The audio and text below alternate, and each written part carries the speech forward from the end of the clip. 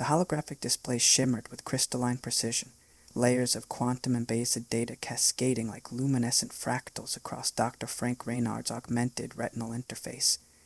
3 centuries of xenoarchaeological research condensed into a moment of breathtaking revelation that made the ambient station lights seem to pulse with potential. Suspended in the gravitational embrace of the Kepler 452 system, the research station, Sagan's Horizon, representing humanity's most advanced archaeological research platform. Here, they had finally cracked the most intricate puzzle of interstellar exploration, the ability to reconstruct extinct alien civilizations with molecular and psychological accuracy that bordered on technological resurrection. Frank watched as the latest simulation of the Terrarian civilization materialized, a species of crystalline, neural life forms that had inhabited a harsh silicate world orbiting a copper-tanned star approximately 12.3 million years ago. Each pixel represented the habit of reconstructed genetic memory, archaeological fragments, and probabilistic behavioral modeling so precise it could reconstruct entire societal narratives from microscopic fragments. Simulation integrity at 98.7%, murmured Dr. Emil Takahashi, his augmented fingers dancing across quantum-responsive interfaces that seemed to breathe with computational energy. Neural connection ports along his jawline pulsed with soft blue light, synchronizing with the massive computational arrays surrounding them. We're seeing something unprecedented. This time, the Terrarian civilization had died not from an external conflict, but from an internal evolutionary crisis, a scenario that would have remained forever unknown without the humanity's revolutionary reconstruction techniques.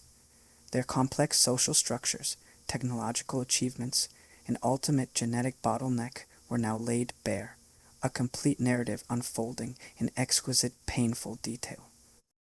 The Human Xenoarchaeological Preservation Corps, HFY, had emerged from humanity's collective trauma of near extinction during the Proxima conflict.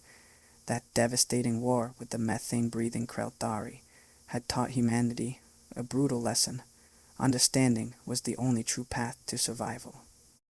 Dr. Reynard represented the 3rd generation of researchers who had transformed archaeological investigation from passive observation to active reconstruction. Their methodology combined quantum entanglement principles, genetic recursive modeling, and advanced probabilistic simulations to literally resurrect extinct civilizations, not physically, but as comprehensive historical models that captured every nuance of their existences. We're not just studying remains, Frank often explained to junior researchers, his cybernetic eye tracking molecular-level data streams.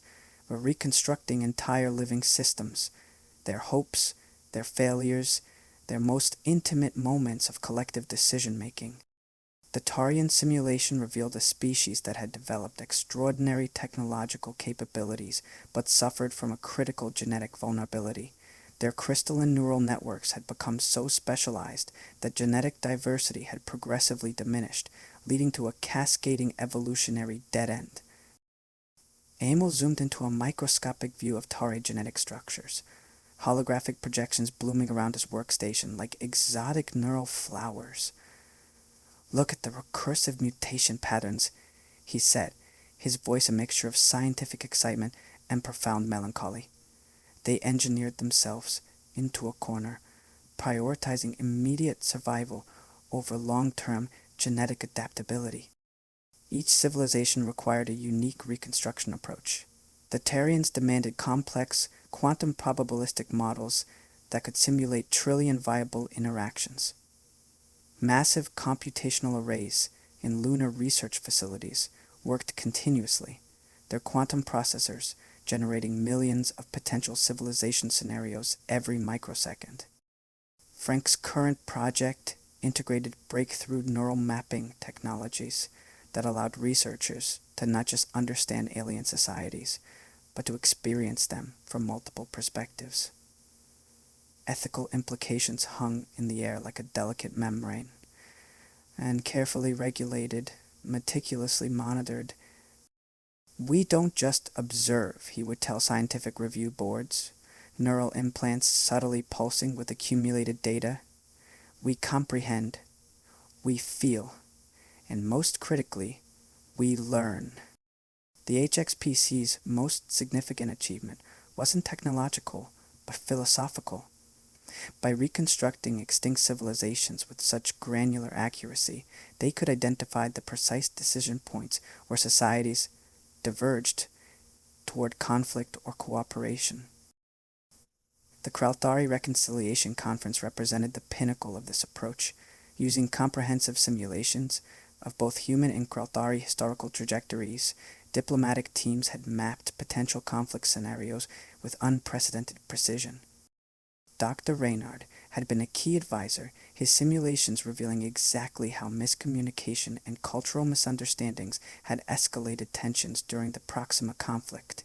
By demonstrating alternative evolutionary paths, human diplomats had transformed a potential second war into a complex but stable interspecies collaboration. Emil's specialized research focused on communication entropy, the mathematical models that predicted where linguistic and cultural misunderstandings were most likely to emerge. His algorithms could now predict potential conflict zones with over 92% accuracy, allowing preemptive diplomatic interventions that transformed potential battlegrounds into negotiation tables. As the Terrian simulation reached its peak complexity, something extraordinary happened. The quantum model began generating unexpected emergent behaviors, subtle variations that suggested the reconstruction had transcended pure mathematical prediction. "Frank," Emil whispered, quantum displays reflecting in his augmented eyes. The model, it's developing recursive self-asceticism. Keep second portabilities. I may mention a post-mortem to your brain to deal with. The Terran civilization, long extinct, was essentially reviewing its own historical trajectory. The holographic representation began generating as exploring the genetic and social scenarios, exploring the genetic and social mutations that might have saved their species. It was more than a simulation. It was almost a form of technological resurrection. The HXPC operated under strict ethical guidelines. Reconstructions were forbidden from being used as weapons, from being treated as anything more than complex historical models, but the line between model and memory was becoming increasingly blurred. Frank understood the profound responsibility. Each civilization they reconstructed was not just data, it was a form of collective memory preservation. They were archaeologists, diplomats, and ultimately, guardians of cosmic heritage. The terrain simulation continued to evolve, generating millions of potential historical variations. Each scenario represented a potential lesson for future interspecies interactions. As the research station's quantum processors hummed with a rhythm that seemed almost alive, Dr. Reynard contemplated humanity's most significant discovery.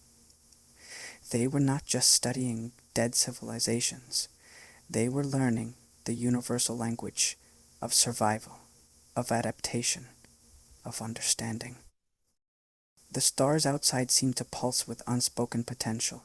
Each light represented a civilization, each darkness a warning of misunderstandings that could spark interstellar conflicts. And humanity had finally learned to listen.